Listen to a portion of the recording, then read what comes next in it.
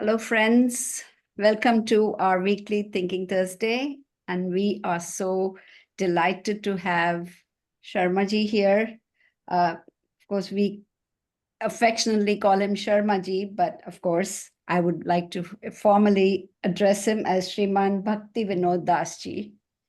And we feel so honored that today we are celebrating our 25th session.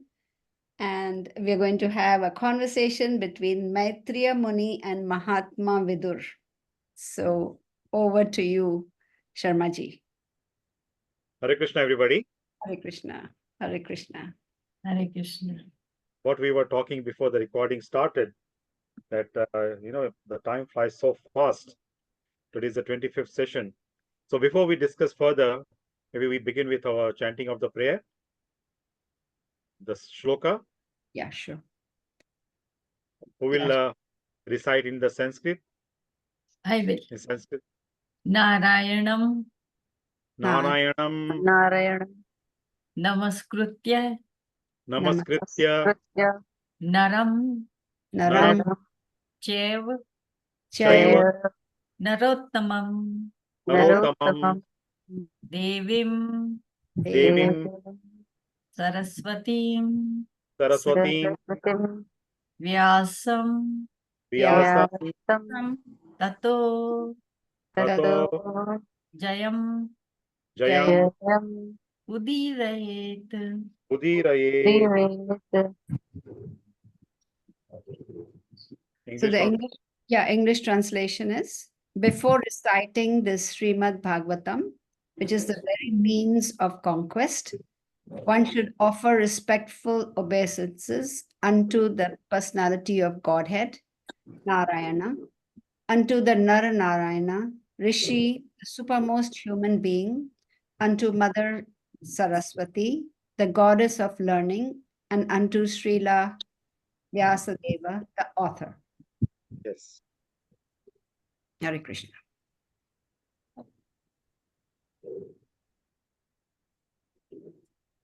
Okay. Now we are discussing the topics from Srimad Bhagvatam, Canto 3, the conversation between Maitreya Muni and Vidura. So during our previous session, we talked about the different elements of creation, principal elements of the creation, starting with Purusha, and then Prakriti, then Kala, Jiva, and Karma. Right?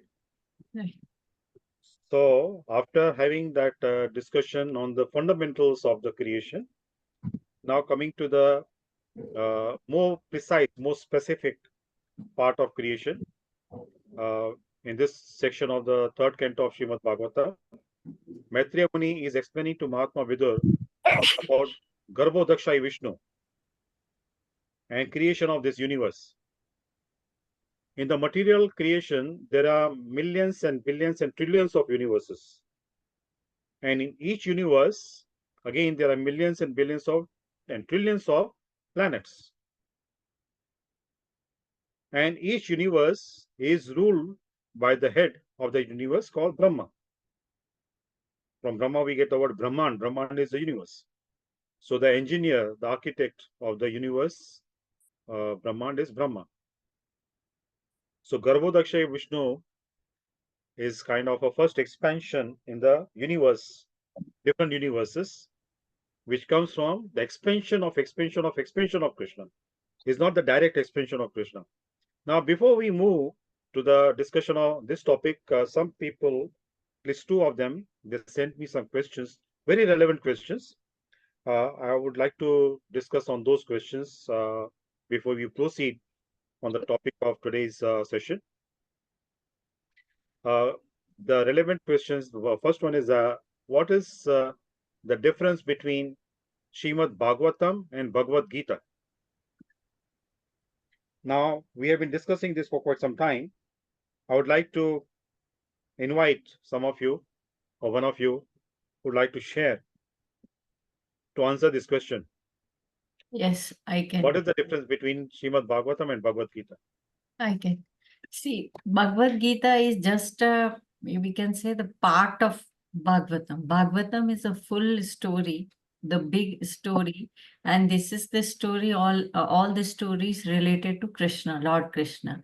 Whereas Bhagavad Gita is just of few shlokas, that is 700 shlokas, and which uh, Arjuna, when he was about to fight for the war, and he was very depressed.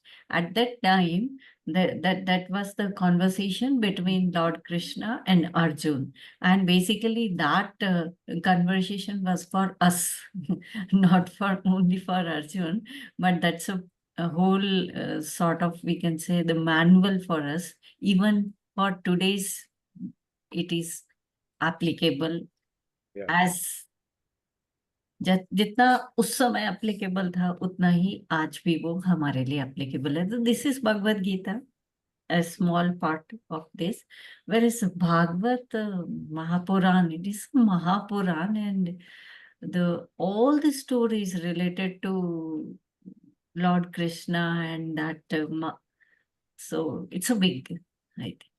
Yeah. Yes, yes. Anybody else would like to share? What is your understanding about Bhagavad Gita and Srimad Bhagavatam?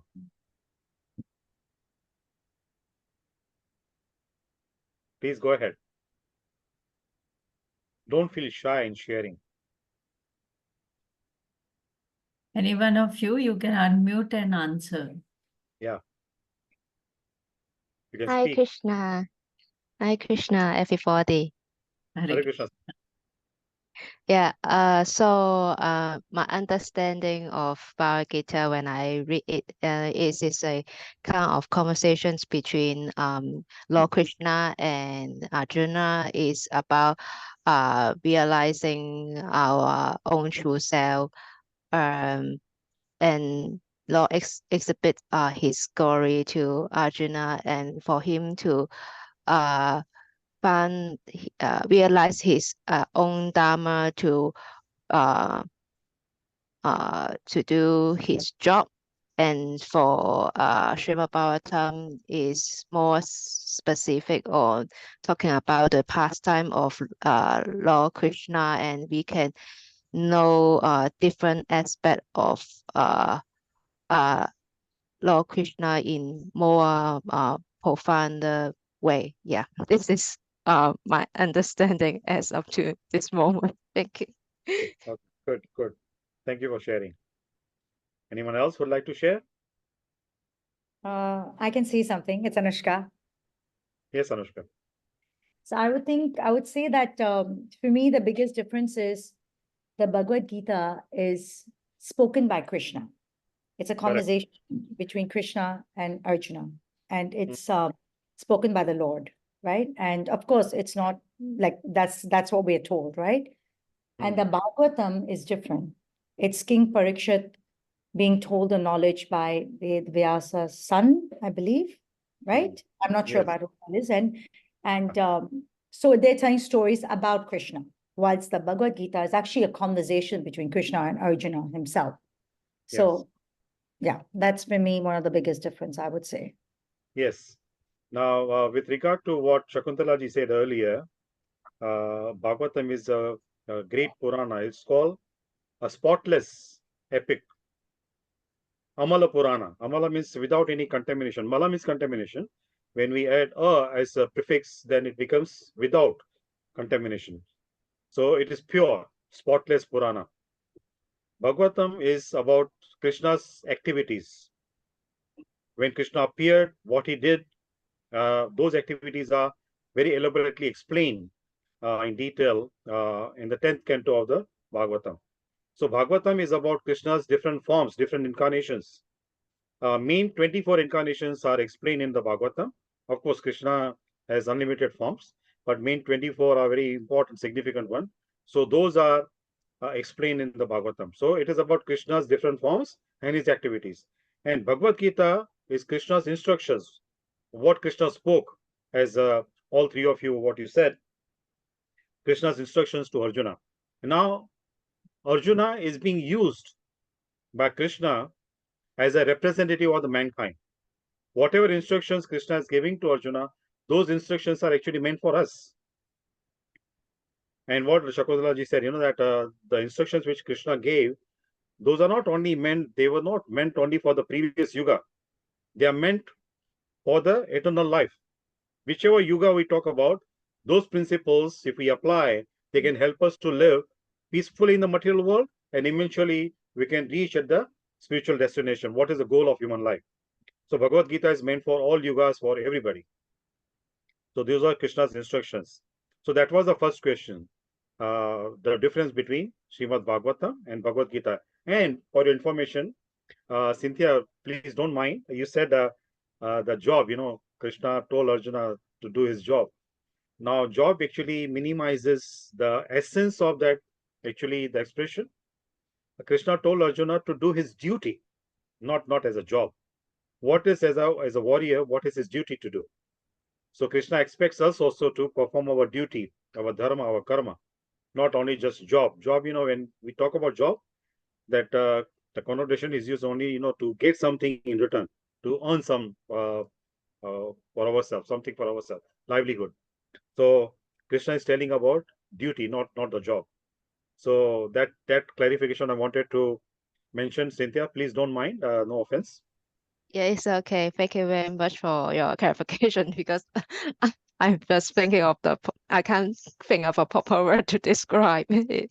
Thank Yeah. you, for pointing out.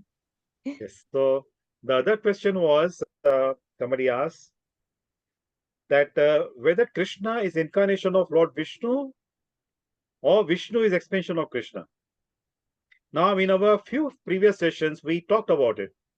The difference between Vishnu and Krishna. What's the difference between Vishnu and Krishna? Is Krishna incarnation of Vishnu? No. Yes or no? No. Sorry, what's Yes. that? Sri Krishna is the supreme Godhead, supreme Godhead, and Vishnu is the incarnation of Sri Krishna. Yes. Anybody else would like to speak? Say something?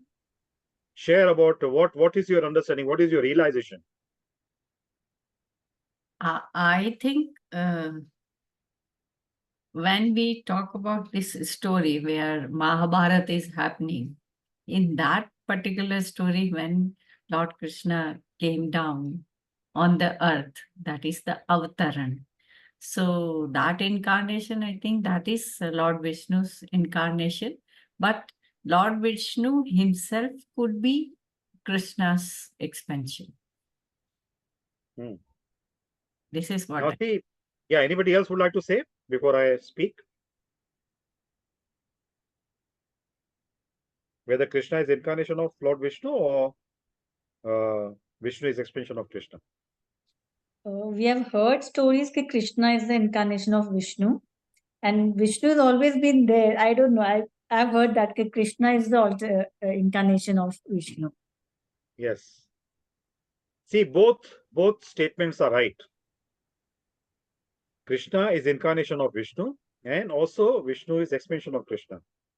Now, Krishna generally appears in every Dwapar Yuga, right? So, in all other Dwapar Yugas, when Krishna appears, he appears as an avatar or incarnation of Lord Vishnu.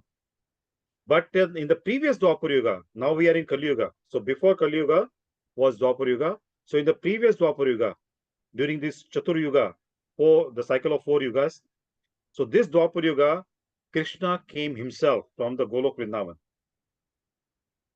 He is not incarnation of Vishnu. He himself came from Golok Vrindavan. Now, if you read Srimad Bhagvatam, the expansion of Krishna, immediate expansion of Krishna is Balaram. Right? From Balaram, Chaturvyuha, Sankarshan, Pradyumna, Aniruddha, and Vasudev. And again from Sankarshan, another expansion is Narayan. In one of the sessions, we discussed about, in a little bit detail, we discussed about Narayan. What is the meaning of Narayan? One of the names of Lord Vishnu. What's the meaning of Narayan? Why is he called Narayan?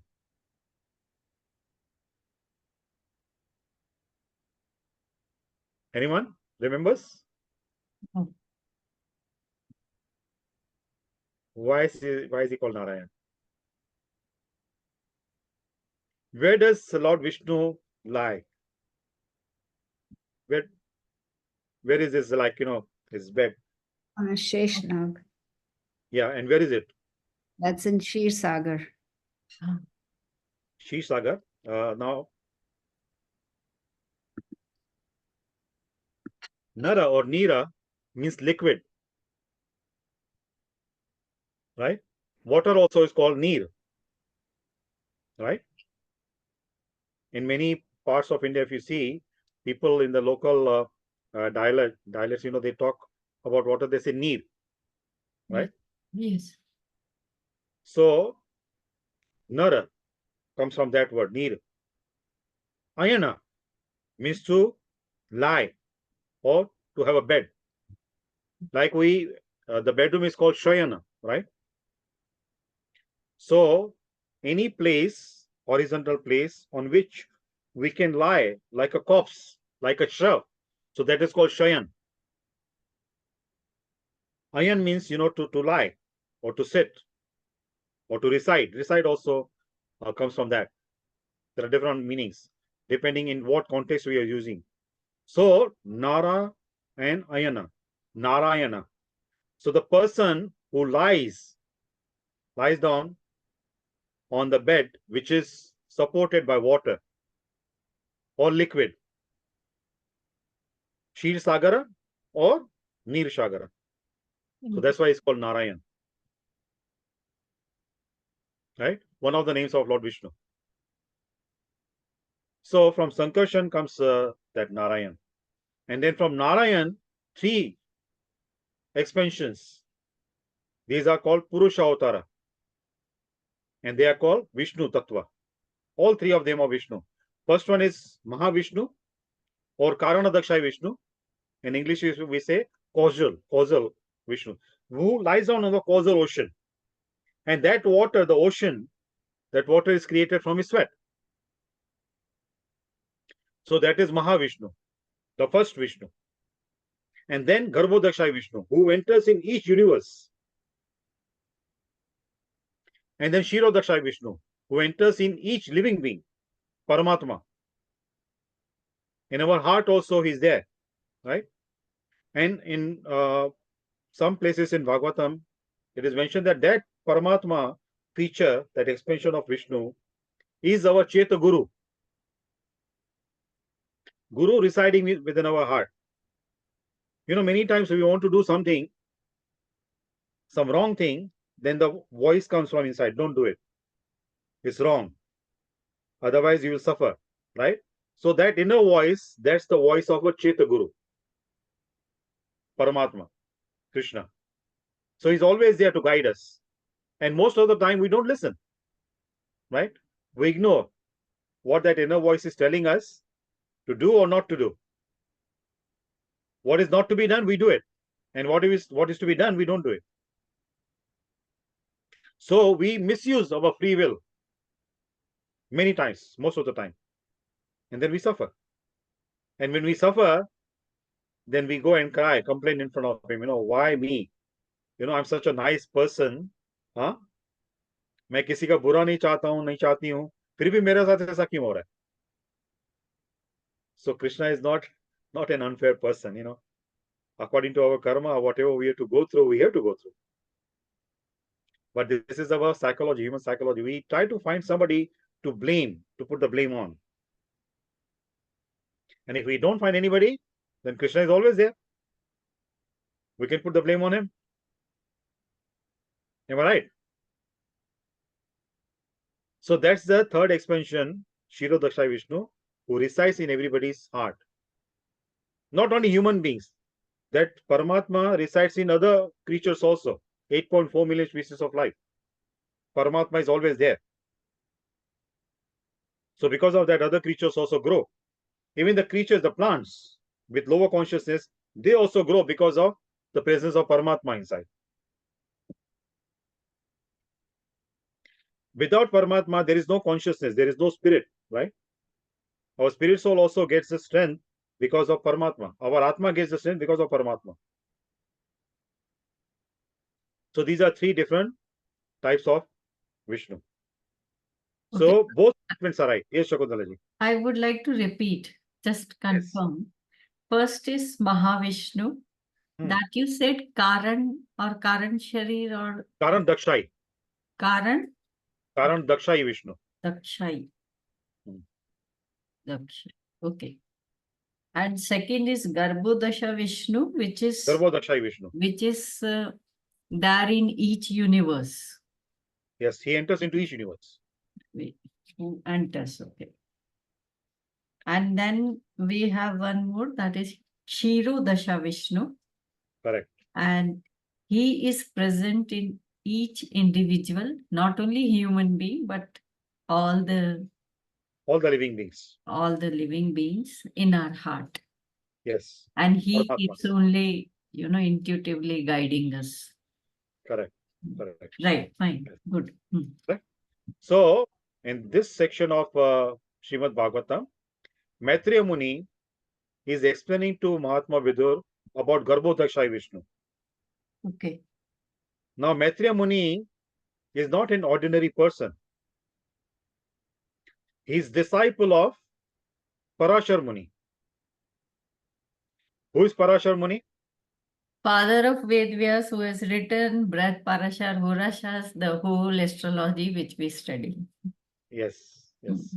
So Parashar Muni is father of Vyasadeva, the compiler of all Vedic literature. Yes. Right? So from that perspective, Maitreya Muni and Vyasadeva, they are god brothers. Right? Vyasadeva was not only the biological son of Parashar Muni, but he was his disciple as well. Yes. And Maitreya Muni also is Parashar Muni's disciple. So both of them, they are god brothers. So that means Maitreya Muni also is at the same level, almost at the same level, like Srila Vyasadeva. And Vidura is the son of Vyasadeva. Right? Yes. Three brothers, they were sons of Vyasadeva. Yeah. Dhritarashtra, Pandu, and Vidur.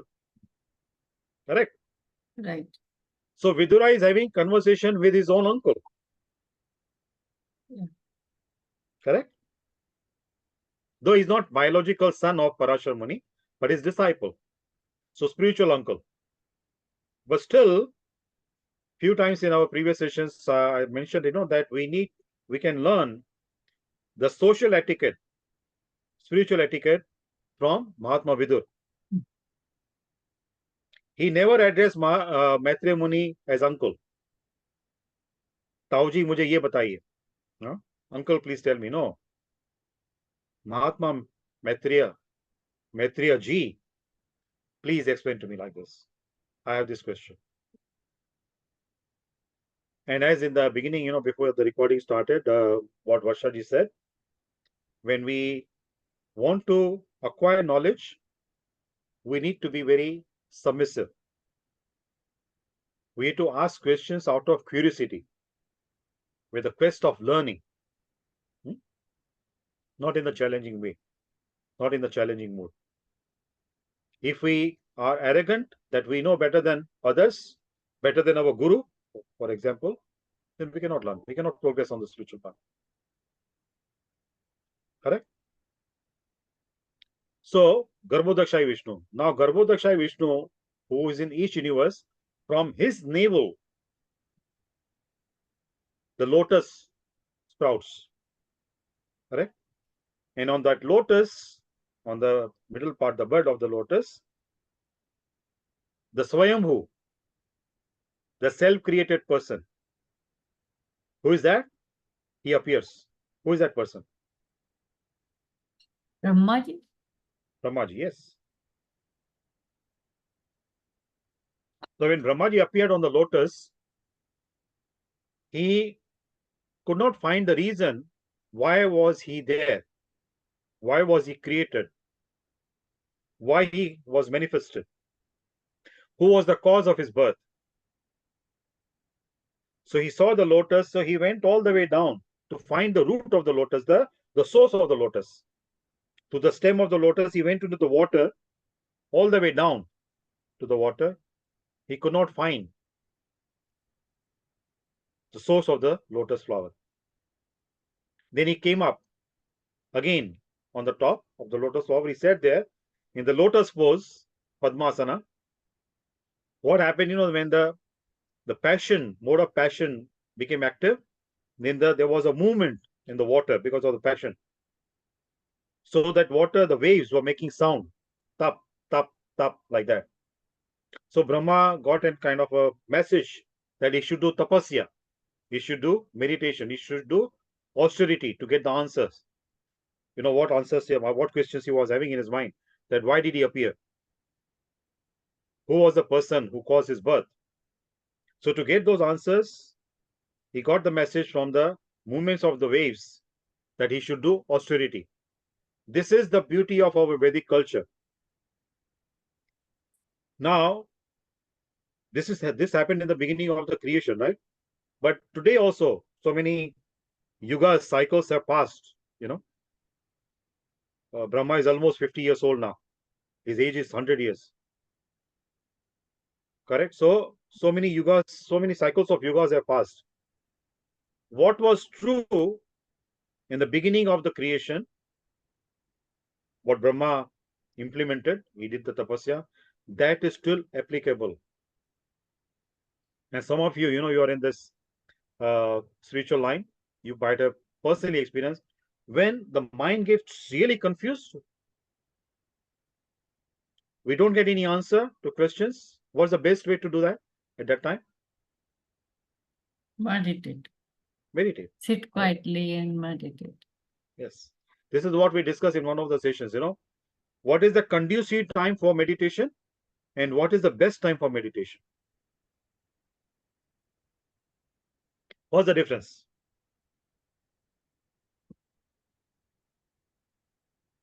The conducive time is when the atmosphere is very quiet. Okay. Brahma Muhurta, right? That is very conducive for meditation. It facilitates meditation. But the best time for meditation is when the meditation is required, when our mind is most disturbed. That's the best time to do meditation. Many people, they think the other way around. When my mind is peaceful, then only I will do the meditation. When your mind is peaceful, there is no need to do meditation. The objective of meditation is to make the mind peaceful, right? If your mind is already peaceful, then why do you need to take meditation? When we are hungry, then we eat food, right? At that time we eat food. When our belly is full, why should we eat food? So the best time for doing meditation is when our mind is the most disturbed, in the most disturbed state. So Brahma did tapasya at that time. And Brahma is the creator of the universe, right? We are part and parcel of Brahma in that way, his children. So we need to follow its footsteps. Whenever our mind is disturbed, we should do meditation.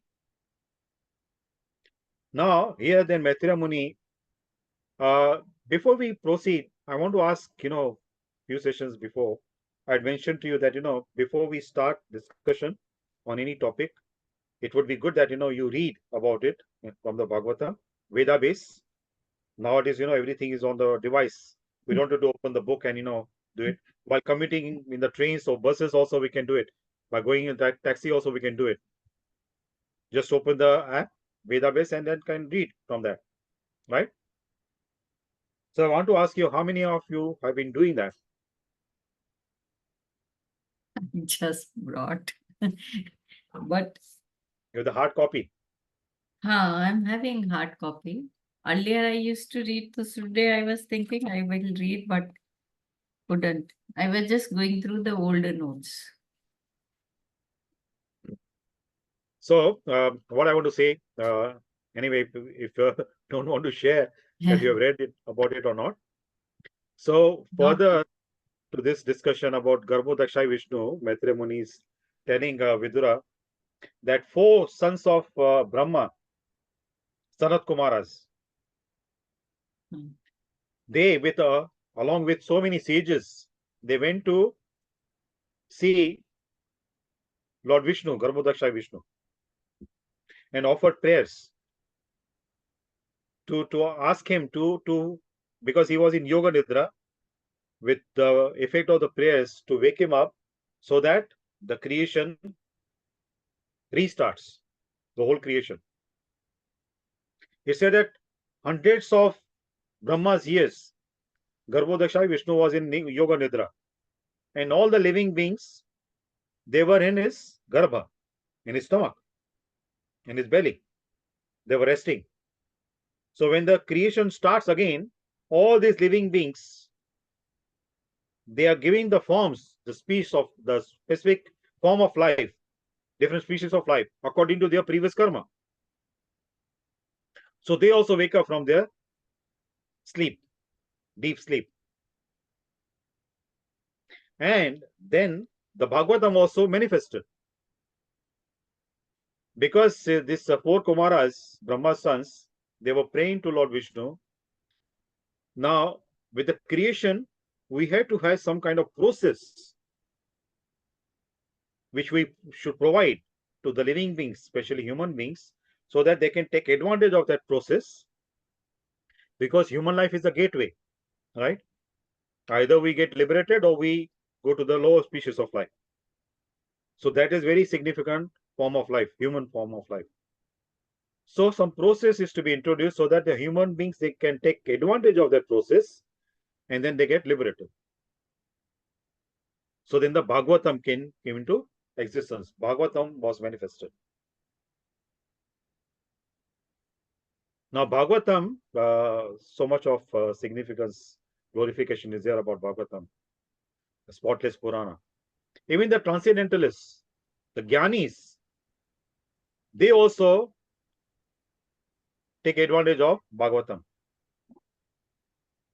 Not only the devotees, of Krishna, but Gyanis, who are like great yogis, they also take shelter of Bhagavatam.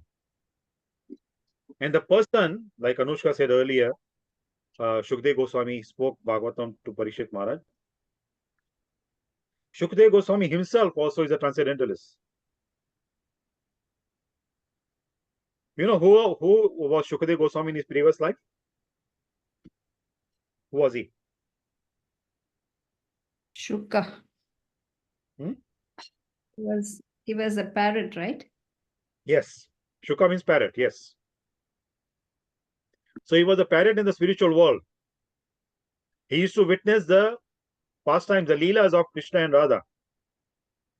And he was very dear to Srimati Radharani. And Srimati Radharani blessed him that he can go any part of the creation created by her beloved Sri Krishna without being affected by the modes of nature in that particular part of the creation. So it is said this parrot, he came to the earth planet, he went to the Mount Kailash Parvat, where Lord Shiva was narrating Srimad Bhagavatam, reciting Srimad Bhagavatam to Mother Parvati. So this parrot went and sat on that banyan tree under which Lord Shiva and Parvati, they were seated. So this parrot sat on the branch and he started listening to what Lord Shiva was saying. But Mother Parvati fell asleep. And Lord Shiva also was in his trance, So his eyes also were closed and he was continuously narrating, reciting the Bhagavatam, narrating different leelas of Sri Krishna. Lord Shiva is known as Param Vaishnava, very dear to Krishna. Right? Somebody has to say something?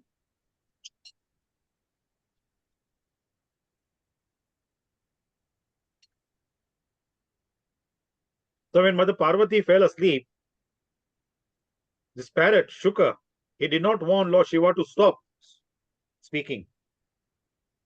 So to allow Lord Shiva to keep speaking, because in between Parvati had to respond, right? That she's listening. So because Mother Parvati fell asleep, so Shuka, this parrot, started responding in between, saying, like acknowledging, that he was listening. or she was listening.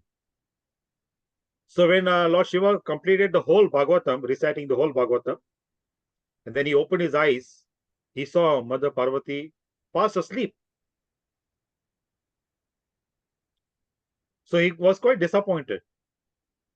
But then he wanted to find out, if she's fast asleep, then how come when I was reciting, she was acknowledging that she was listening? Then he saw this parrot sitting on the branch of that banyan tree. So Lord Shiva became very angry on this parrot, and he picked up his trident, like, to scare him. So parrot thought, Lord Shiva wanted to kill him. So parrot flew from that place, and Lord Shiva started chasing him. So many times, people, they misinterpret, they misunderstand this Leela. They say, oh, Lord Shiva also got angry, he also is like tamasic, like in mode of ignorance. How can he get angry like that? And that also on a pure devotee of that parrot, who's coming from the spiritual world. But we need to understand, why did Lord Shiva do this? What was the reason, the objective behind this Leela? Because Lord Shiva, now he wanted, because this parrot, he heard the whole Bhagavatam. Instead of Mother Parvati, he's the one who heard the whole Bhagavatam. So Lord Shiva wanted that Bhagavatam to be spread for the benefit of mankind through him. Now, being in the form of parrot, he would not be capable of reciting Bhagavatam and people listening to him. So he wanted him to come in the human form so that he can recite the whole Bhagavatam and human beings could relate to him. So when parrot saw that Lord Shiva was chasing him, then he came to the hermitage, Badrika ashram, the ashram of Vyasadev, where he was sitting with his wife in that ashram. So it is said that, in the Bhagavatam it is mentioned that Vyasadev's wife, she yawned. So when she opened her mouth for yawning, that parrot entered into her womb through the mouth, went inside the body. So then Lord Shiva told Vyasadev, it seemed, like Lord Shiva's mission was accomplished. What he wanted to happen, it happened.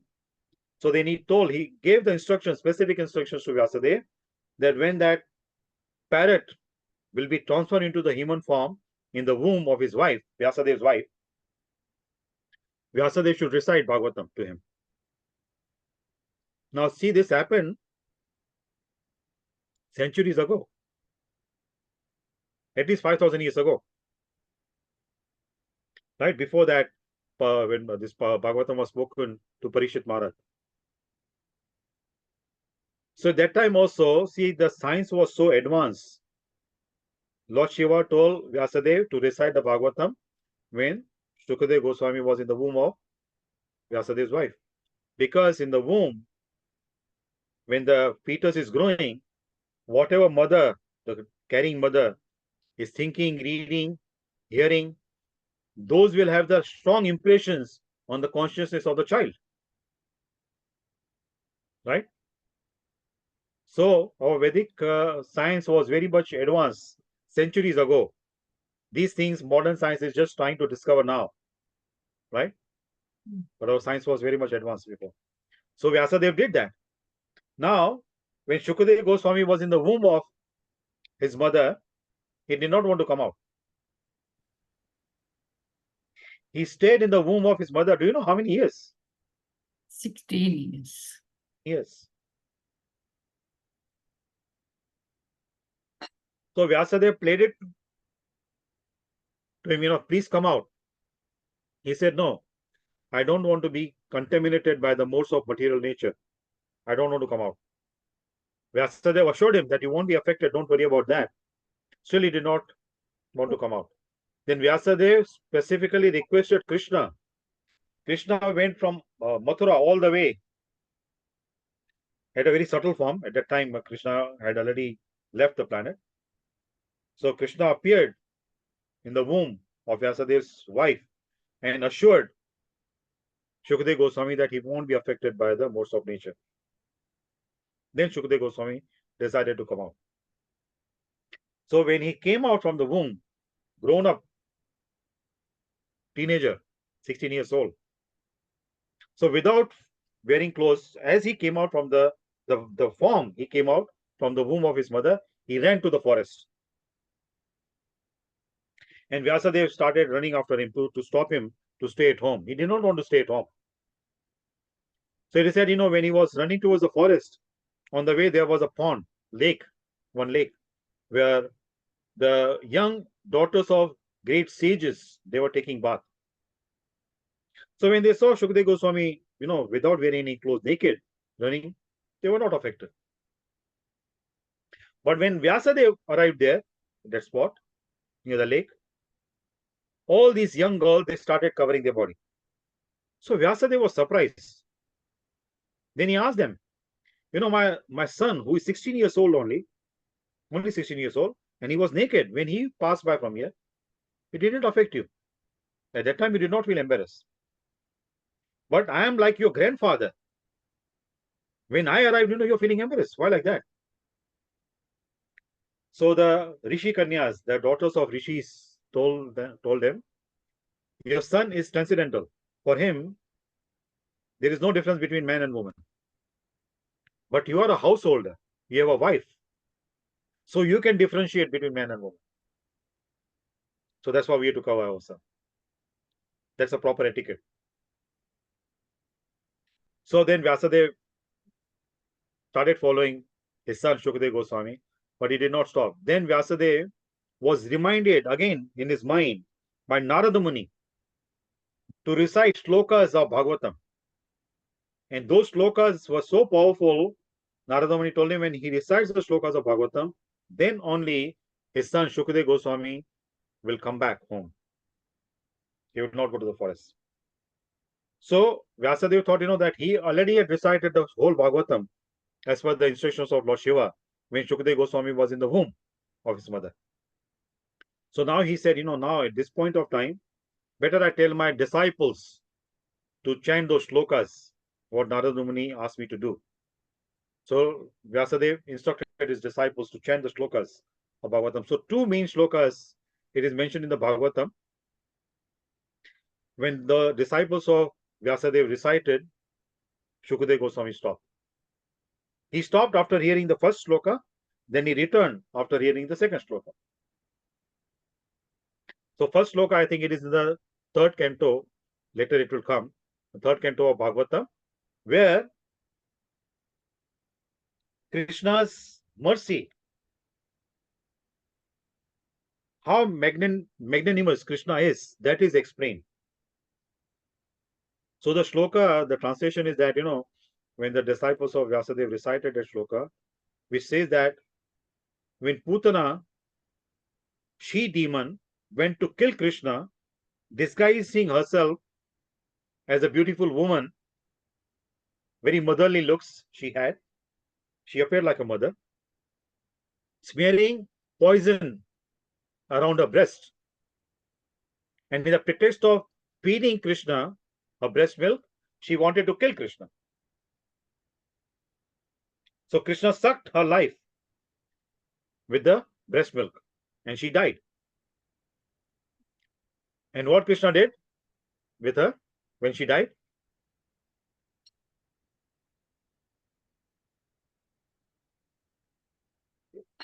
Anyone knows? Anyone remembers? This also we discussed in one of the sessions before.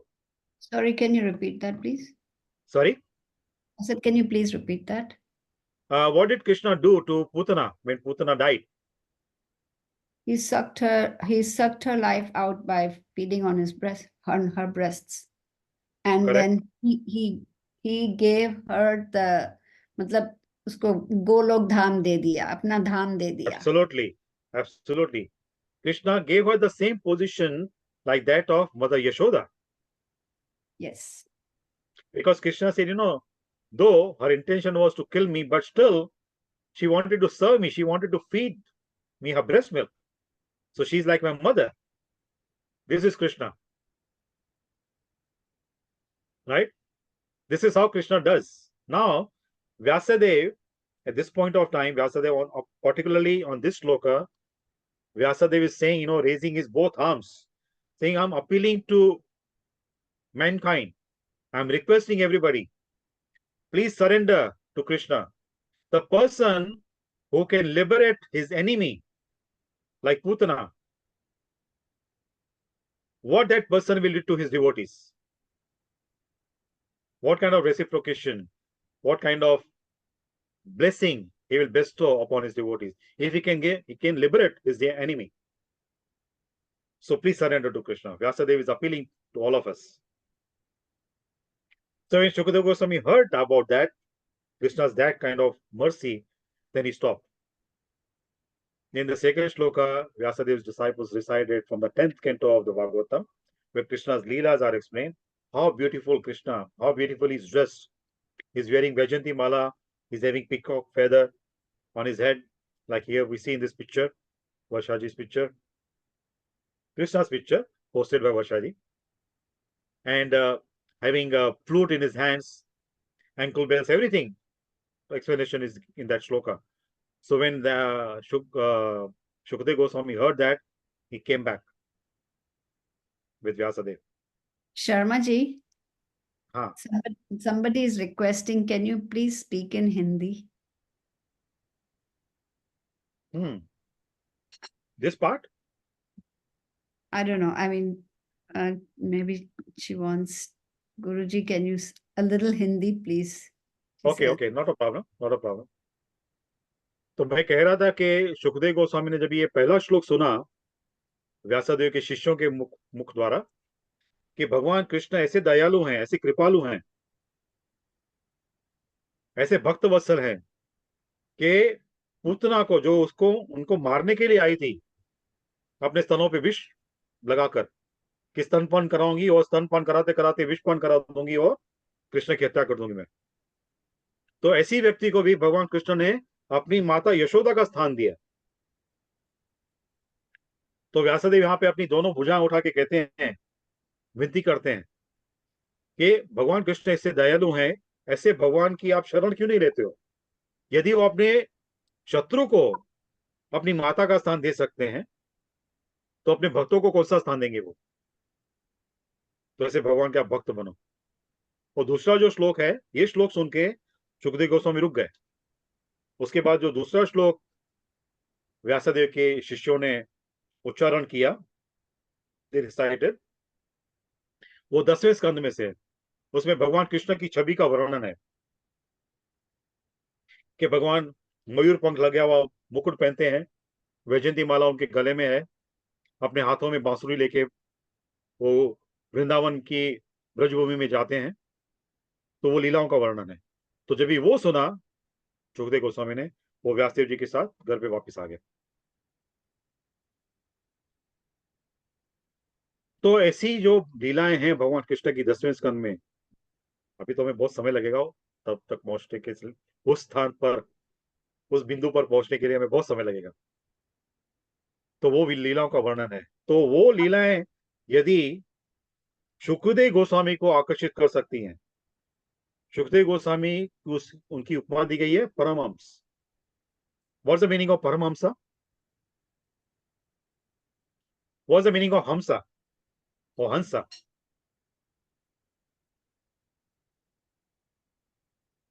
This is the highest degree of spirituality. Hans actually is the name of a bird also, right? A Yeah. swan. So swan has a unique ability, unique skill. जो हंस होता है ना, हाँ, वो एक कुशल पक्षी है। यदि उसके आगे आप दूध और जल मिला के रख दे तो उसमें से केवल दूध पिएगा, जल नहीं पिएगा। Swan has that ability. He has that skill. He has that skill. If you keep a container in which milk is mixed with water, so swan will drink only milk. He will not touch the water. So Paramahamsas are such people, elevated, spiritually elevated people. In the material world, though they live in the material world, they are not influenced by the modes of material nature. They only take good things from the material world. So they are called Paramahamsas, great transcendentalists. They transcend all modes of nature, mainly three modes of nature. The practical analogy is given, about when the person transcends, जब भी कोई भौतिक संस्कार के जो संसार के जो तीन गुण हैं, उसके जो ऊपर कोई चला जाता है, तो उसका व्यवहार कैसे होता है, how that person behaves. Now, practical analogy is, when we take a flight, suppose it's a rainy season, the sky is covered by the clouds. So, as long as the plane is below the level of the clouds, it will be affected by the rain. Correct? Once it goes above the level of the clouds, no rain, bright sunshine. Right?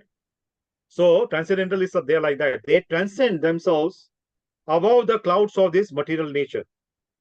So, material nature, the modes of nature, they don't affect them. They are not affected. Like once we are above the clouds, we are not affected by the rainwater. So, these transcendentalists also, they are not affected by the modes of nature because they are above the modes of nature. Modes of nature cannot influence them. So, these are Paramhamsas. So, Shukdev Goswami जो है वो परमहंस है. लेकिन परमहंस भी क्या है कि इस मुद्दे पे भी बात हुई थी, जो हम कहते हैं कि मुक्ति कितने प्रकार की होती है.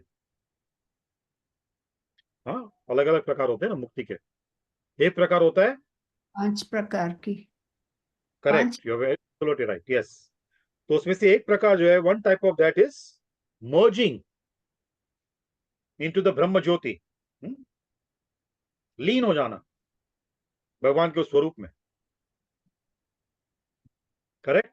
So transcendentalists, monoists, they aspire for that kind of liberation, merging into the energy, the light of Bhagavan. But then, initially they feel happy when they are in that state of liberation, but later on they feel frustrated. They don't feel happy after some time. Why is that so?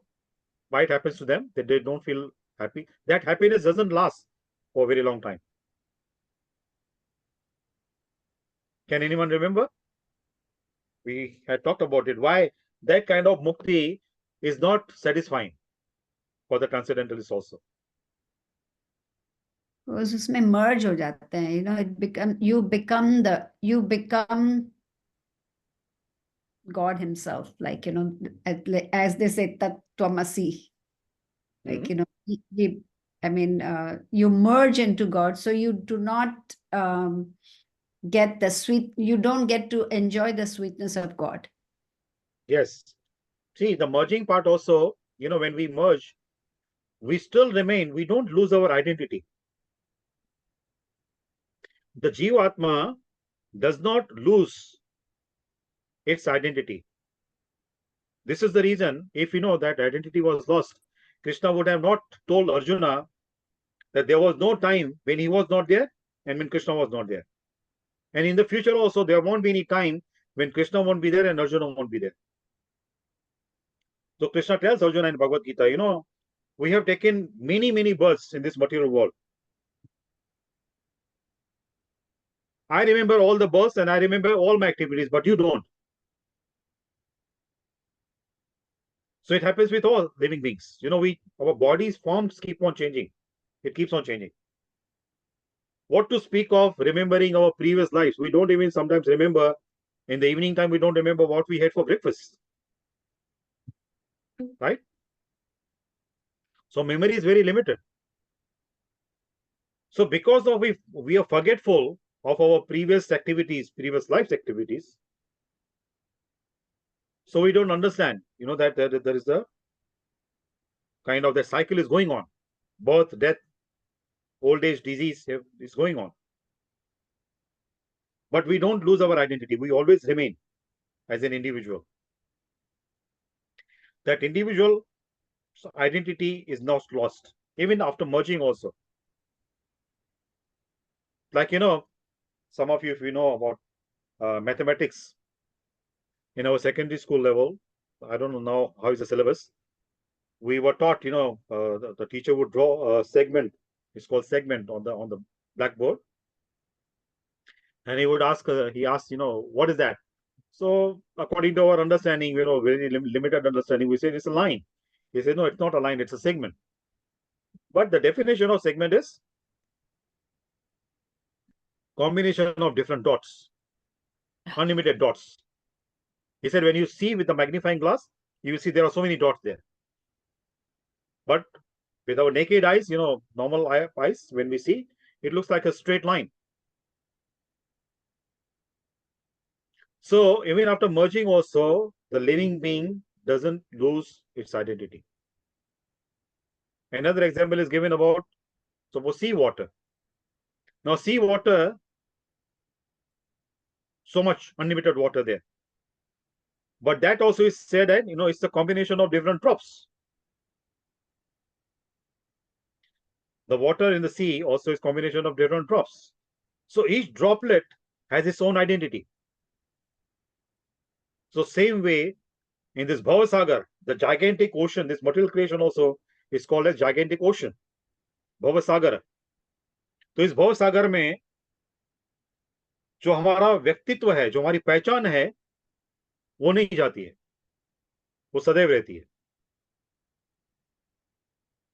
लेकिन उस पहचान को हम नहीं पहचान सकते. Right? We are not able to identify our identity because of our ignorance. And we start equating ourselves, our existence, according to our body, not according to our soul. हमें आत्मज्ञान नहीं है. हमारा जो ज्ञान का स्तर है वो शारीरिक स्तर पर है. तो हम अपनी पहचान अपने शरीर के अनुसार ही करते हैं, शारीरिक वेशभूषा के अनुसार करते हैं. आत्मिक ज्ञान नहीं है. So this mono is, this जो कहते हैं कि हम भगवान में लीन हो जाएंगे, भगवान और हमें कोई फर्क नहीं है, एवरीवन इज गॉड, सब भगवान है, वो बात सही नहीं है. हाँ, भगवान के जो गुण हैं वैसे ही गुण हम में भी हैं. The qualities what God has, we also have, but the qualities we have, the quantity is very limited, and Krishna has unlimited quantity of those qualities. So we cannot compare ourselves. We cannot become God. We can become godly, but not God. There's a difference between becoming godly and God. हम देवी हो सकते हैं, but देव नहीं हो सकते हैं. Am I making sense here? Any Yes. comments? Yes, absolutely. Right? Hmm. So, जो सुखदेव गोस्वामी जो है वो ट्रांसेंडेंटलिस्ट थे पहले. वो भगवान की ब्रह्म ज्योति के विषय में उनको जानकारी थी, लेकिन ये श्लोक सुनने के बाद वो भगवान का जो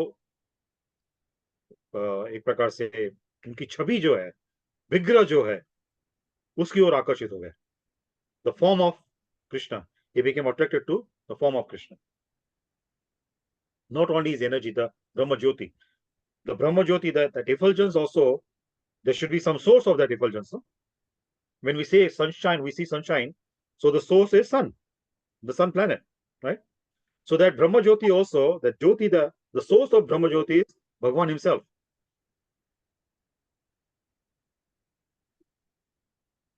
So transcendentalist like Shukdev Goswami, he became a devotee.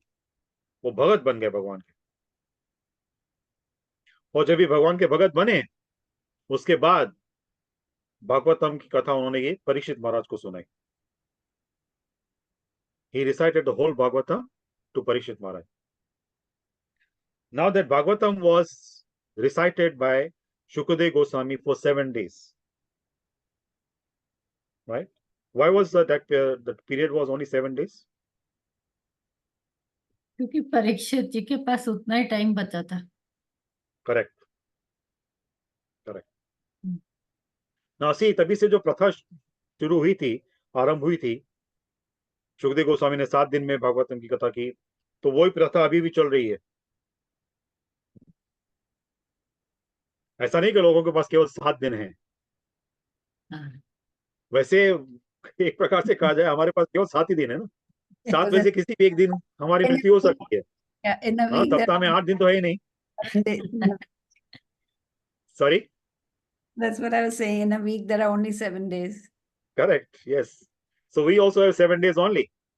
Out of these 7 days, any time काल का बुलावा आ सकता है, right? Now I'm talking to you. We are interacting with each other. Now next moment I may collapse. I do not have any agreement with Brahma that this much duration I'm going to spend on this earth planet in this form of body, in this body. No, there is no agreement like that. So any moment of these 7 days we may have to leave this body. We cannot control that. So Parikshit Maharaj had only 7 days. Now here, very interesting point I want to share with you. Why was Parikshit Maharaj cursed? What did he do? What kind of offense he committed that he was cursed? उन्होंने कलयुग के असर की वजह से जो ऋषि तपस्या कर रहे थे उनसे उन्होंने पानी मांगा था और वो तपस्या कर रहे थे तो उन्होंने सोचा सुना नहीं है करके और उनके गले में सांप डाल दिया था। मरा हुआ सांप था, मरा हुआ सांप, Correct. मरा हुआ सांप डाल दिया था। Correct correct correct correct. अभी देखिए परीक्षित महाराज जो हैं वो भगत हैं, great Vaishnava and very learned scholar. He knew all the scriptures, Vedas, Upanishads, he knew. But after having that, in spite of having so much of knowledge, despite having so much knowledge, still he committed an offense. He insulted that sage, Shaimika Muni, because he was thirsty, right? And he wanted to have water. So Shaimika Muni, he was meditating. He could not get up to give him water. So Parikshit Maharaj felt offended.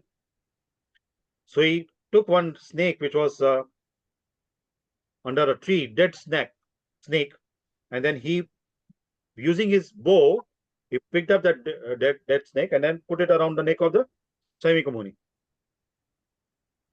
So some young boys in that ashram, that hermitage, when they saw that, they went to the bank of a river where Shaimika Muni's son, Shringi Rishi, young boy, he was taking bath.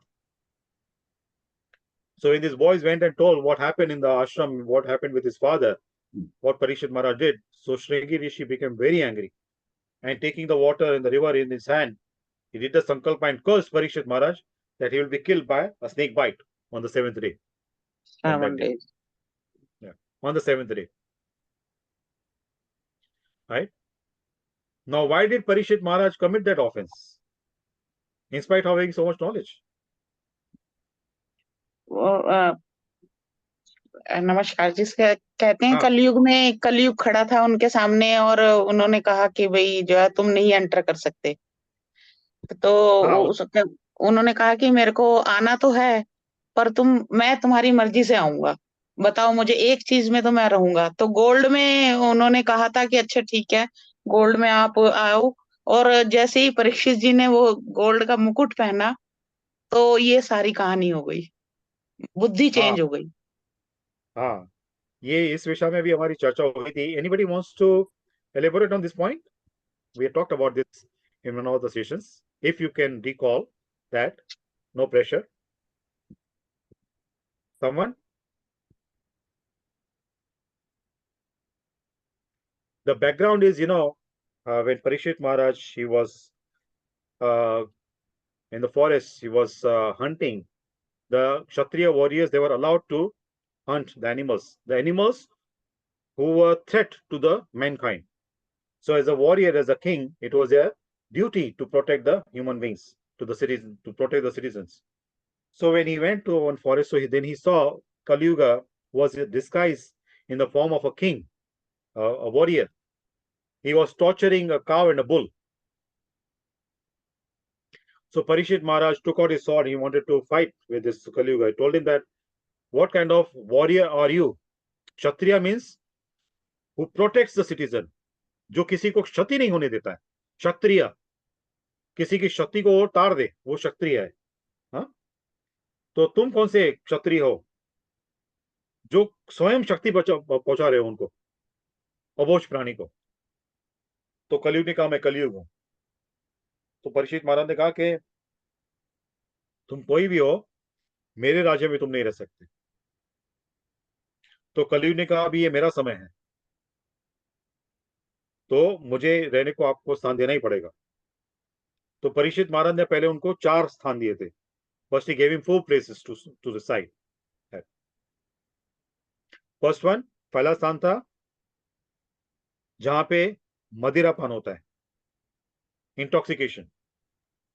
दूसरा, जहां पे मांस का व्यवहार किया जाता है, खाया जाता है, meat eating, slaughter houses, correct. Third one, जहां पे जुआ खेली जाती है, gambling places. And the fourth one, जहां पे व्यभिचार होता है, प्रोस्टिट्यूशन, राइट, इलिसिट सेक्स। सो ये 4 स्थान उन्होंने दिए। तो कलयुग को संतुष्टि नहीं हुई, ही वॉज नॉट सेटिस्फाइड। उन्होंने कहा मुझे एक और स्थान दीजिए। तो परीक्षित महाराज ने कहा कि अभी उन दिनों तो करेंसी नोट्स नहीं थे, स्वर्ण मुद्राएं होती थी, स्वर्ण होते थे, और माणिक मणि वगैरह होते थे, हीरे जवाहर होते थे। हाँ, तो परीक्षित महाराज ने कहा कि जहां पर अनुचित मार्ग से कमाया हुआ स्वर्ण हो, वहां पे तुम रह सकते हो। Illegitimate way of earning gold, accumulated gold, you can reside in that gold, which is not earned by true means, honest means.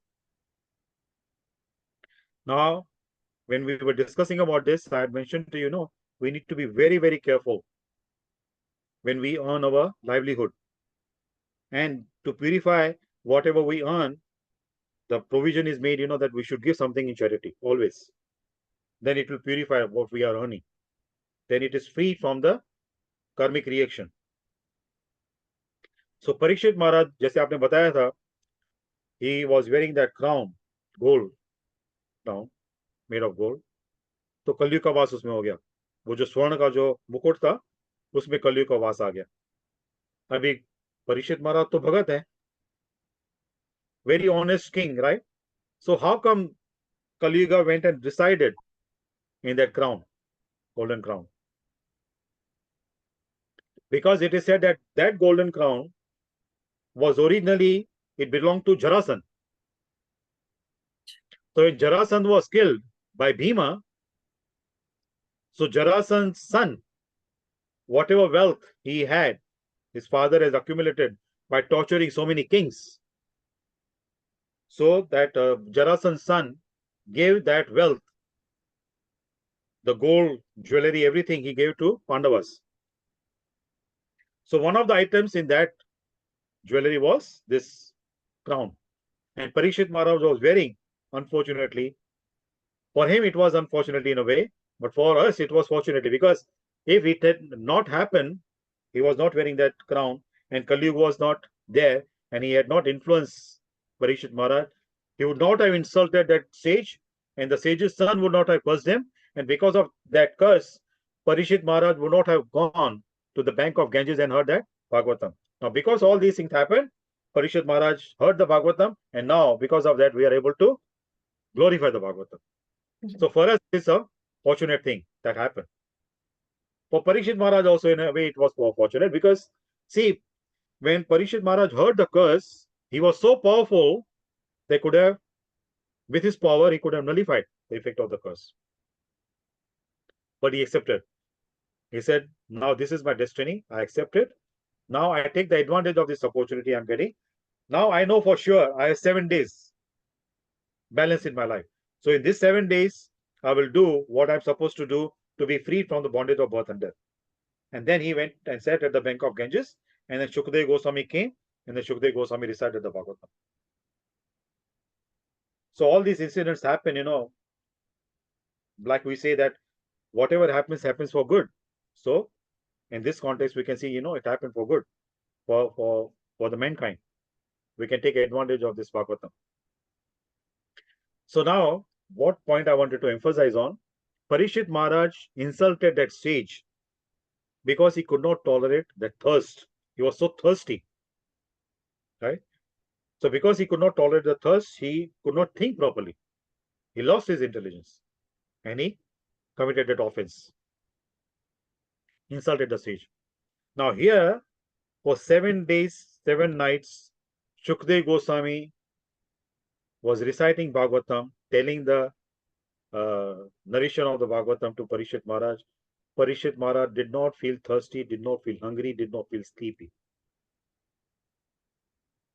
Because he transcended all these urges of the body. Because he was at the spiritual platform. So when he came at the spiritual platform, all the body's urges did not affect him. And it affects it. Many devotees, they experience that. When they come to that level, they evolve spiritually, then the body's needs don't matter. They don't affect the mind and intelligence of the devotees. They rise above these things. Yes? Do you agree with me or not? Yes, yes. Yes, absolutely. Theoretically, we know, practically not. Sorry, Shakuntala ji. Theoretically, we know it, but practically, we haven't experienced. See, practically also, Shakuntala ji, in our life also, so we are very ordinary people. Yeah. We are not elevated souls. We are not advanced devotees. But still, Krishna, because he's so merciful, particularly for people like us who are born in Kali Yuga, Krishna is very, very favorable to people born in Kali Yuga, like us. He reciprocates with us, even though we are not perfect. So Krishna doesn't focus on our imperfection. He just focuses on our sincere effort. So whether we succeed or not, he doesn't care. Effort is very important for him, right? So he reciprocates with us. Hare Krishna Ah. Bhaktivinoda Prabhu. I Ah. go. Yes. Yogita here. Prabhu, I'd like to share on this point. Yeah. Lord Go ahead. Krishna certainly, always, definitely reciprocates very beautifully. So beautifully that we will have no words to say at all. Yeah. And more than that, even just as you mentioned, one transcends the transcendental modes of nature, Satogun, Rajogun, Tamogun. That also happens. Even for people like us, it may be a matter of moments, not for a very long time, but it does happen. When you're really doing seva with the bhavna, with that, you're trying to invoke the love within, and the moments that you only think of the Lord and nothing else, at those few moments, yes, definitely, one gets to touch the tinge of that, pure bhakti. So one knows, okay, one gets an idea. It would be so wonderful. So yes, it's really possible for all of us. The Lord is so merciful, no word really. It's really possible. It just depends on all of us. The efforts we are going to make. Yes. That's Thank all I you, want to say, Prabhu. Yes. जी वैसे पतंजलि में बताया भी हुआ है कि कैसे हम इन सब चीजों पे विजय पा सकते हैं। एक लॉन्ग प्रोसेस है सर, कि किस तरह से हम अपनी भूख पे, प्यास पे, बिना सांस लिए भी जो हमारे ऋषि मुनि हजारों सालों से तपस्या कर रहे हैं, आज की डेट में भी, मतलब उसका प्रोसेस सिखाया गया है पतंजलि में, पढ़ा है, मतलब हालांकि वो बहुत लॉन्ग है, लॉन्ग प्रोसेस है जो है, तो मे बी की अभी आपने ये विषय छेड़ा है योग के विषय में, तो इसमें थोड़ा मैं कहना चाहूंगा, ये जो अष्टांग योग की जो विधि है, the process of Ashtanga Yoga is very lengthy and it's not so easy. So much of discipline is required, right?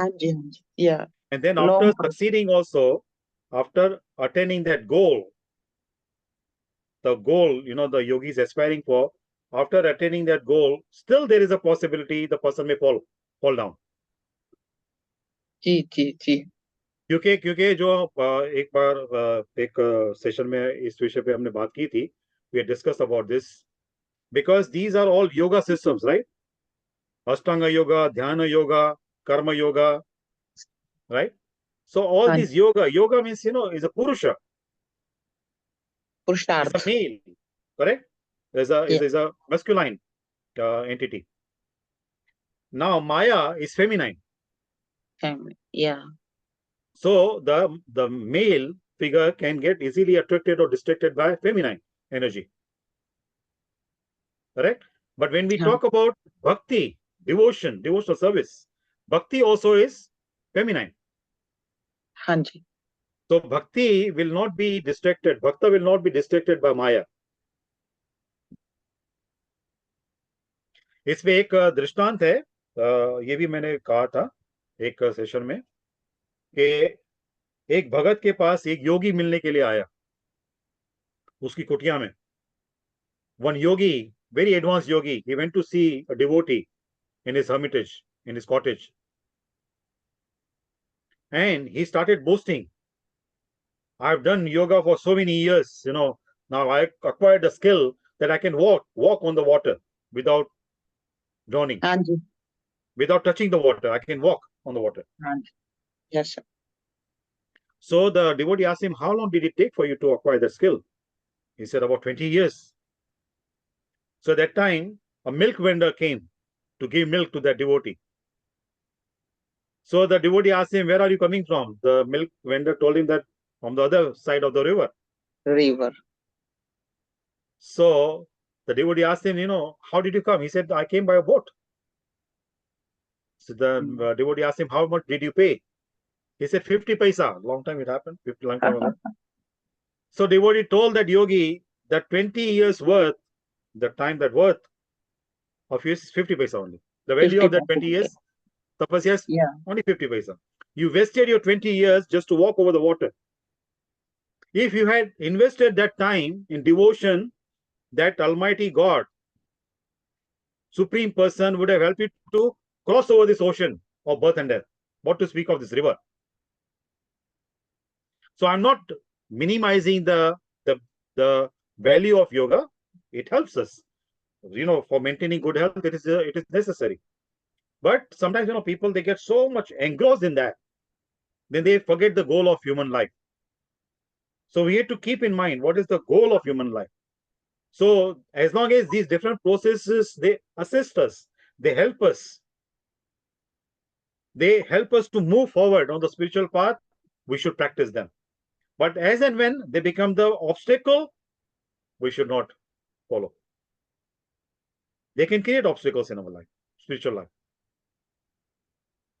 So we have to see, as long as we can utilize them to move forward on the spiritual path and do better devotional service by maintaining good health and all that, by all means we should do them. But we should not start putting so much focus on them that we start neglecting the actual goal of our life. Am I making sense here? Right. हाँ जी हाँ जी एक माया की परिभाषा है, the definition of Maya. What is Maya? या मा सा माया जो अर्थात नहीं है जो है नहीं लेकिन फिर भी छाई हुई है दिखती है हाँ, जो है नहीं जो नहीं है हाँ, प्रतीत होती है हाँ ये तो आपने जो Illusion. उसकी परिभाषा की है वो शास्त्रोक्त परिभाषा है. The हाँ definition given in the scriptures.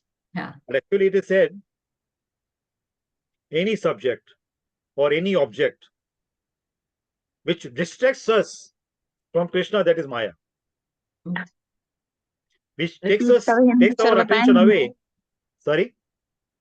Sir मतलब थोड़ा सा हिंदी में बताएं इसको ही हाँ, कहते हैं कि जो विषय, हाँ जी जो पदार्थ, भौतिक पदार्थ या कोई व्यक्ति जो हमारा ध्यान कृष्णा से हटा दे, वो माया है. वो माया है ठीक है बिल्कुल ठीक सर जो हमारा ध्यान मायापति से हटा दे, वो माया है. माया बिल्कुल यस राइट? बिल्कुल तो हमें मतलब ऐसा पुरुषार्थ करना चाहिए कि जो परम पुरुष है, उससे हम विमुख ना हो जाए. We should not go away from the supreme person. Supreme power. Supreme person, not the power. Okay. Supreme power comes from the Kanha supreme ji. person. Power तो माया कान्हा ही जी. है ना. कान्हा जी हमारे. Yes. हाँ Yes. Ji.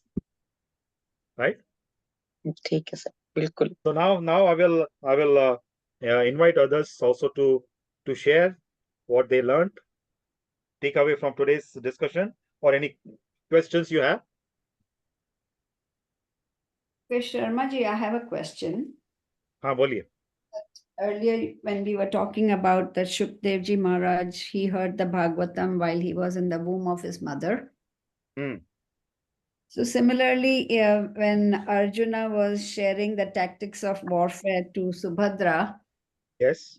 she fell asleep also, right? So she heard Correct. how to get into the, she heard how to get into the Chakravyu, but she did not hear how to get out of the Chakravyu. And that's why Abhimanyu did not know how to come out of the Chakravyu. Correct. Correct. But according to the scientific studies, like now we've heard that our subconscious mind never sleeps. Even in our conscious mind goes to sleep, but our subconscious never sleeps. Our subconscious is always awake. So how and they say that, you know, whatever is, say, if we want to program a subconscious mind, we have to just keep listening, and it will get registered in the subconscious. So Yes. how did that, then why did not Abhimanyu hear how to get out of the Chakravyu? Very good question. Very, very good question. Anybody would like to share, according to your understanding, what kind of answer can you give to this question? What reply can you give? Very intelligent question. Even I Very. want to know the Yes. answer. क्यों मैं इस पे थोड़ा सा गलत भी हो सकती हूँ. ये इसलिए कि मदर सो गई थी और लेकिन बच्चा जो है वो बेशक जाग रहा था, लेकिन मदर को तो नहीं सुनाई, उसके तो कॉन्शियस माइंड में नहीं जा रहा था ना, इस वजह से. Yes. Anybody else?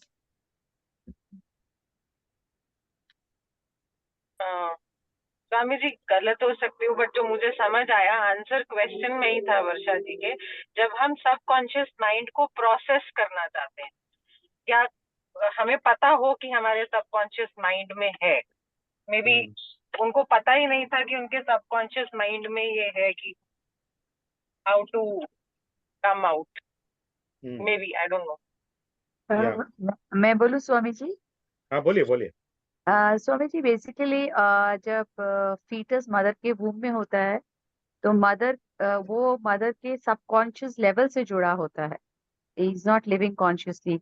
सो जो भी माँ सुनती है या विचार करती है जो है उसी का डायरेक्ट कनेक्शन होता है. तो हाँ अगर जी. माँ सो गई तो डेफिनेटली वो बच्चे को कहीं ट्रांसमिट होगा ही नहीं. This is what latest even in science हम यही बात कर रहे हैं कि हाँ जी, यही. This is how it is. So basically ये है इसका. So that's my question, no, Dr. Saroj, that so according to the subconscious, I mean, according to Dr. Bruce Lipton or so many others, you know, they have said that our subconscious doesn't go, I mean, when we go to sleep, if we want to program ourselves, all we need to do is, you know, plug into our ears, whatever we want to program it. Even if you are falling asleep, your subconscious is being programmed. So if you're falling asleep, then your subconscious is not falling asleep. So how did this one Subhadra's subconscious fell asleep? I mean, and so did the Abhimanyu's subconscious also fell asleep. Actually, there's a pastime related to this, right, Bhaktivinoda Prabhu? Go ahead. Go ahead. I'm not sure which one you are referring to. You please go ahead. About Prabhu, I'm not very clear, but there's a demigod who did not want to come down away for so long and join the Mahabharata. I'm not remembering very well, Prabhu. So he was the one who was Abhimanyu. He came down for a short time. He was, I can't remember the whole story. I'm sorry. So you're talking about Abhimanyu's previous life? Abhimanyu was actually a demigod who has come down. Yeah. So his previous life, no? Yeah. He did not want to come down for a very long time, just to make the time shorter. So his death was told to be earlier. That's why it's earlier. Yeah. Now see, everybody is okay now, or somebody wants to say something more?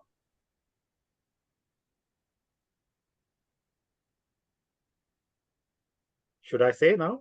Please do, please do. Now see, Vashadi, you raised very good point. Now, some of you answered also. One of you answered that. Like, see, the activities which are recorded in the subconscious mind, when the activity is new, it has to be recorded through conscious mind first.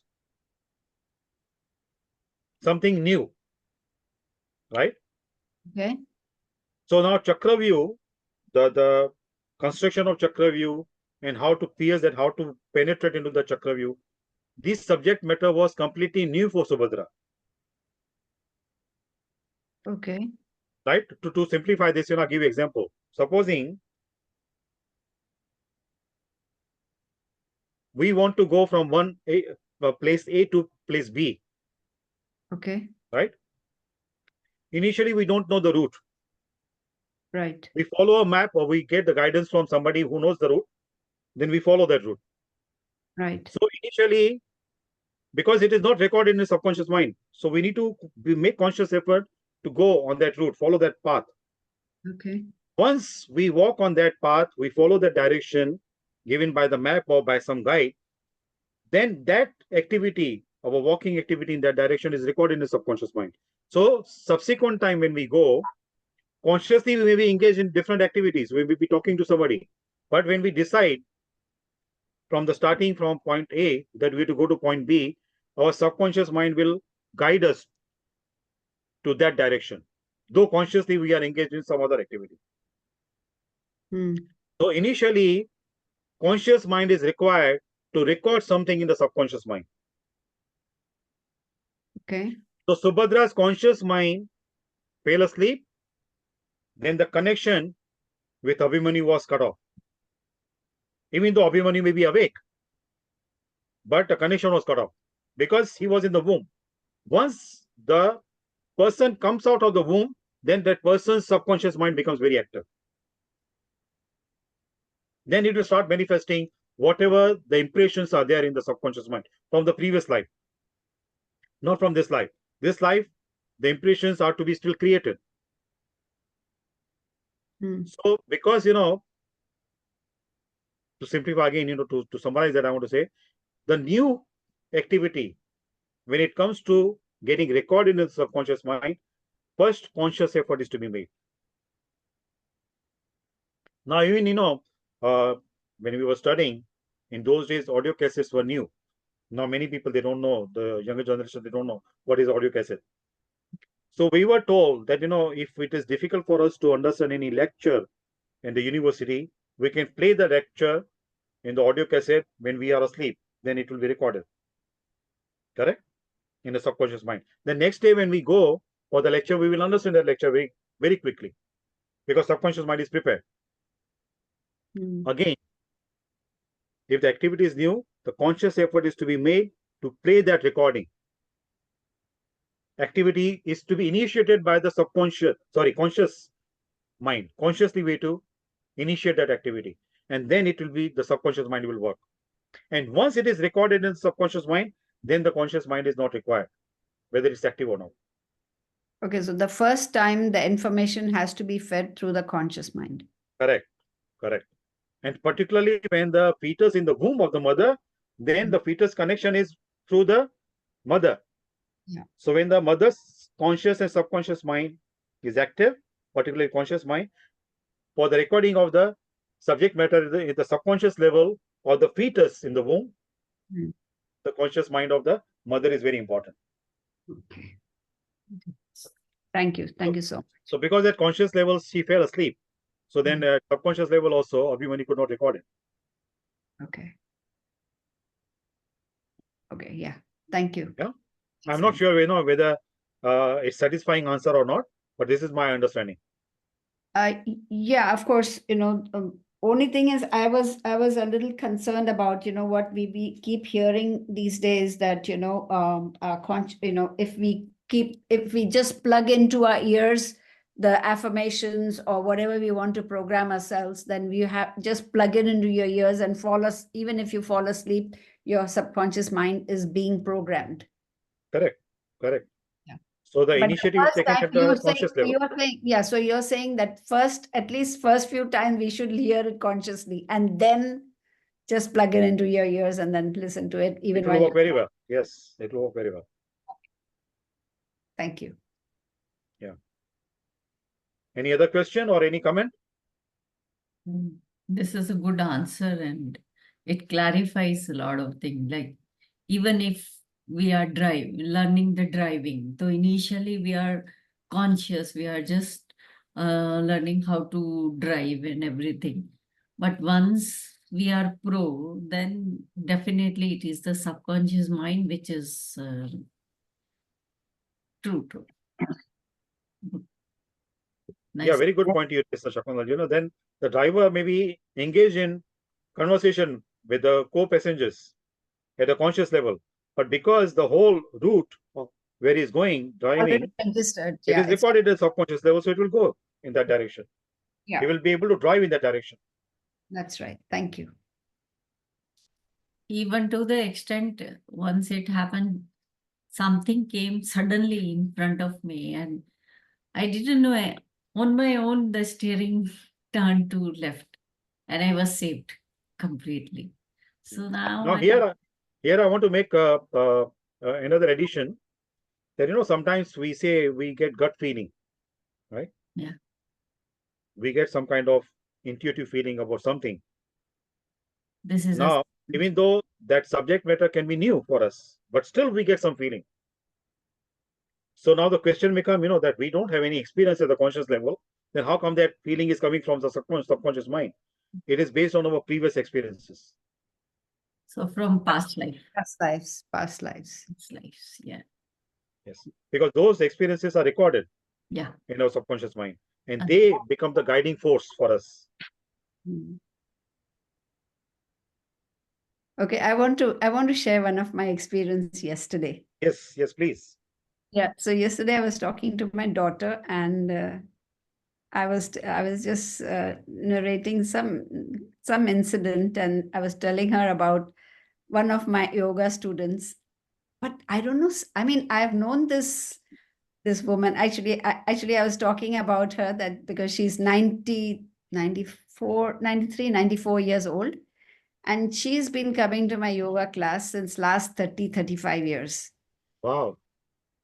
She used, of course, not everybody's from Hong Kong, so they may not know, but she used to live in Discovery Bay before.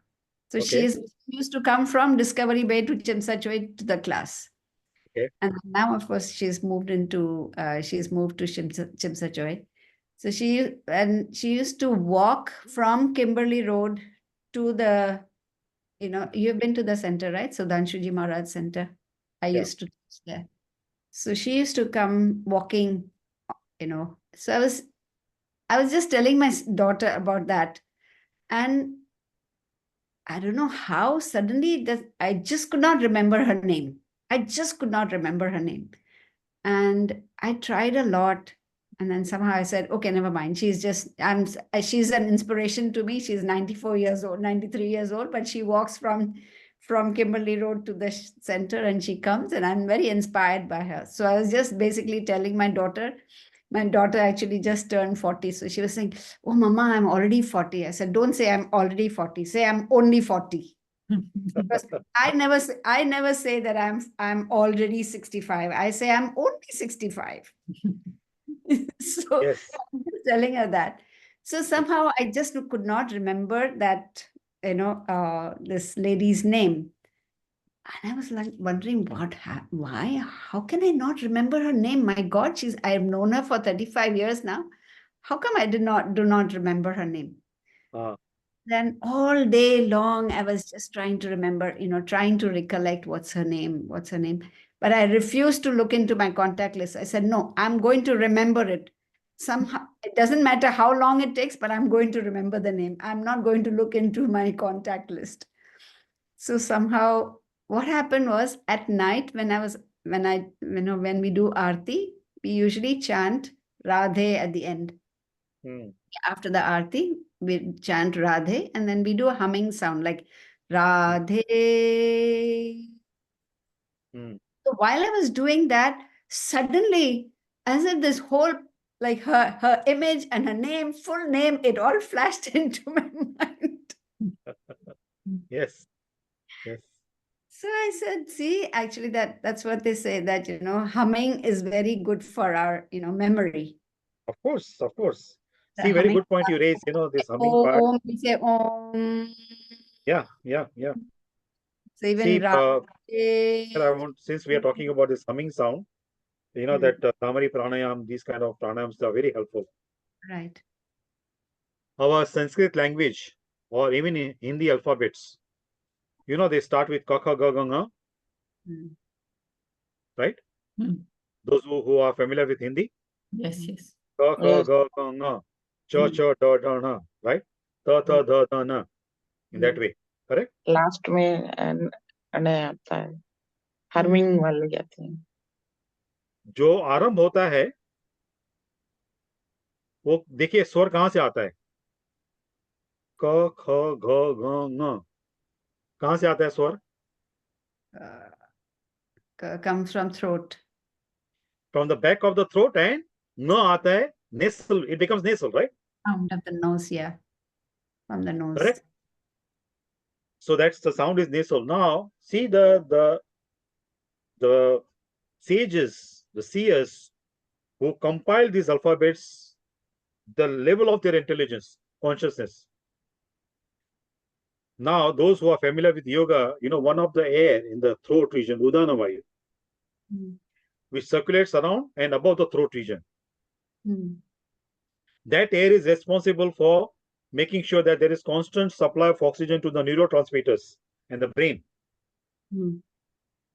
So people who learn this alphabets ka, ka, ga, ga, nga, from childhood, the brain becomes very sharp.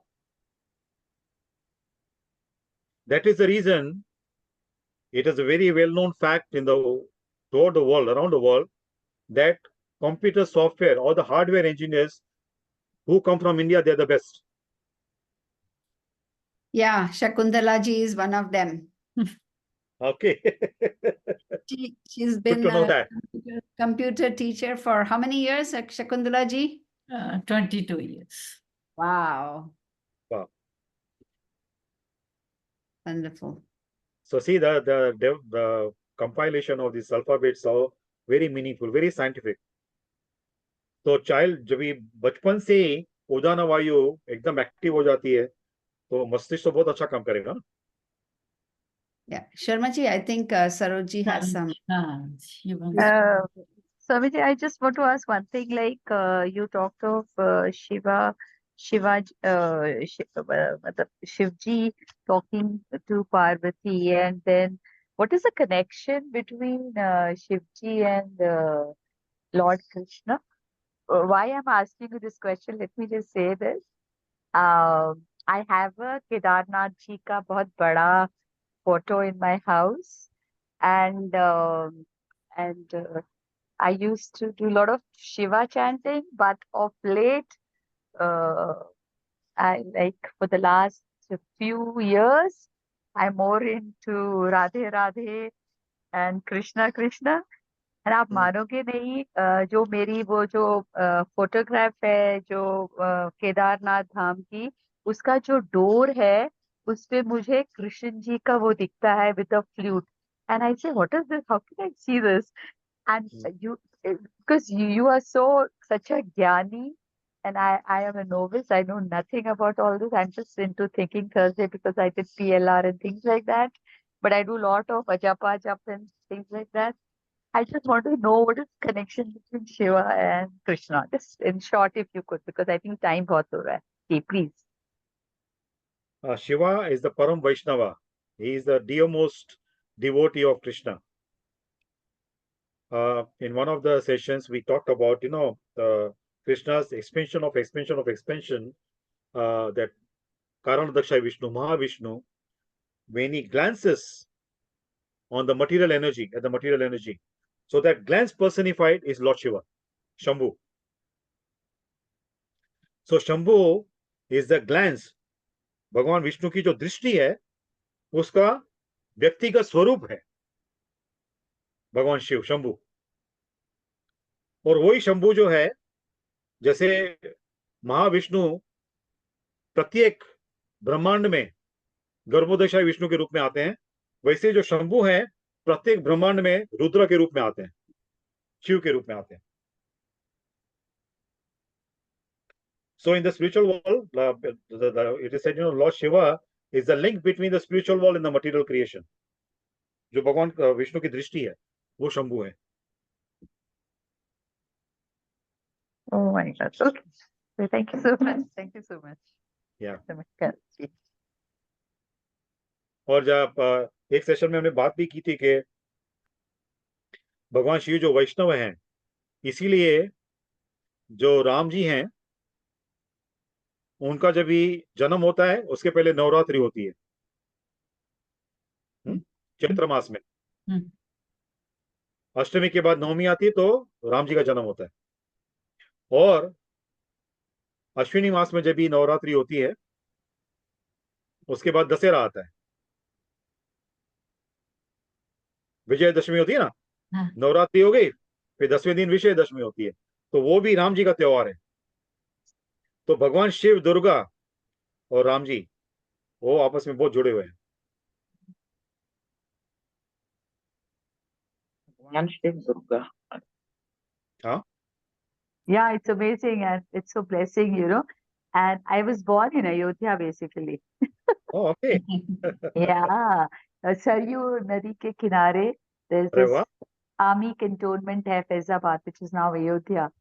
And when my mother was pregnant, she used to be taking bath. उनका घर बिल्कुल बगल में ही था. And when I was born, my father would, my mother says, I took her a few months back, and she wanted to remember. She's 84. She wanted those memories, And she used to say that my father would every Sunday he would take both of us and just keep dipping us in the river. So I don't know. I feel blessed that way. So I don't. That's how I'm in this group, I guess. Otherwise, I was a doctor and I'm more into things like this. I mean, thank you so much. I'm blessed. Thank you so much. you're very fortunate, very, very fortunate.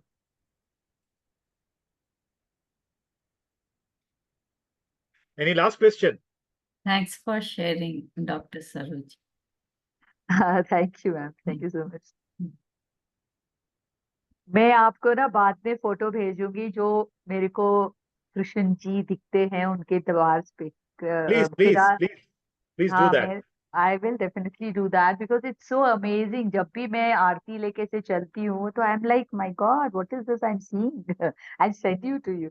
And this I'm seeing recently, few months ही हुए हैं, ज्यादा नहीं हुआ है। और ये picture मेरे पास है पिछले 3 साल से, सोचो। अच्छा, तो ये बड़ा अमेजिंग लगता है मुझे कभी कभी। तो यदि संभव हो सरोज जी, जी जी जी जी जी जी जब भी हम अगली बार मिलें तो दूसरों को भी लाभार्थ करने के लिए आप कुछ चित्र दिखाना सभी को, जी जी जी। तो दूसरे भी लाभार्थ हो जाएंगे। I hope वो वही रहे, कहीं चले ना जाए। I have to. Sometimes they say you should not, boast about it. That's the इसमें thing. बोस्टिंग का सवाल नहीं है, ये क्या है, जी दूसरों को लाभ देना है, दूसरे जी लाभार्थी हो जाएंगे उसके। जी So जी you will be blessed because of that. इसमें बोस्टिंग का सवाल नहीं है। जी जी। Thank you so much. Thank you. ये जो ज्ञान की बातें है ना, उसका जितना बांटना। प्रसारण किया जाए उतना अच्छा है। जी जी, वो सबसे बड़ा दान तो ज्ञान का दान ही माना जाता है। Absolutely, absolutely, absolutely. Thank you so much. So thank you everybody. Shakuntala ji. Thank you Thank so you. much. Thank you, Thank you. Sharma ji. Wonderful. Wonderful. It's always a pleasure. Yes. It's always a pleasure listening to you. It's Thank so you. और आज तो काफी ज्ञानवर्धन हो गया हमारा। I made many Thank you notes. for giving me that opportunity to discuss these interesting topics with you. Request है कि थोड़ा सा हिंदी में कर लिया करें, तो मुझे भी, मैं लास्ट में जुड़ पाई, शुरू का तो Sure, sure. ऊपर से ही निकलता जा रहा था। तो बिल्कुल। अभी क्या है, आप- इनके आपका पास शुभ वो नाम? बाहर मेरा नाम उषा धीरन है सर। अच्छा अच्छा। उषा धीरन है स्वामी जी। तो जो है मैं मतलब प्योर बिल्कुल इंग्लिश मेरे को ऊपर से निकलती है, जब थोड़ा मिक्स रहता है तो वो सब समझ आता है। हाँ हाँ हाँ, तो बाद में मैं कनेक्ट कर पाई हर चीज आपके साथ। Okay okay. हाँ एक्चुअली जी, इनके पास वो फॉरेन वाले भी होते हैं ना, तो हाँ जी, हाँ जी, बिल बोलना पड़ेगा। बिल्कुल। नहीं, दो मिक्स रहे कोई दिक्कत नहीं, मिक्स रहे कोई दिक्कत नहीं है। जी हाँ। आपसे एक विनती है, हाँ जी आप सर। मुझे स्वामी जी मत कहिए, मैं उस स्तर बताइए, नहीं पहुंचा हूँ गुरु जी कि कहें, गुरु जी कहें, नहीं नहीं, मुझे मैं नाम लेके तो नहीं बुला सकती। भक्ति विनोद दास ही कहें, वो ठीक रहेगा, वो सब हमको अधिक सही शर्मा जी रहेगा। हम क्या बोले? उनसे शर्मा जी कहते हैं, आप भी शर्मा जी कहिए, नो प्रॉब्लम। शर्मा जी वो भी नाम ठीक है। लेते हुए थोड़ा अजीब, नहीं अच्छा नहीं लगेगा मुझे। नहीं नहीं नहीं, उसमें कोई दिक्कत नहीं है, हाँ जी। कोई दिक्कत नहीं है। चलिए, चलिए, बहुत ओके, थैंक अच्छा, यू वेरी बहुत मच। ही अच्छा। हाँ जी, सभी का बहुत बहुत बहुत धन्यवाद। धन्यवाद, धन्यवाद आपका, बहुत ही अच्छे से समझ आया। Hare Krishna, Radhe Hare Krishna. Hare Krishna. Thank you Shakuntala ji, thank you Hare Shakuntala. Krishna, Hare Krishna. जी, thank you very much. Welcome.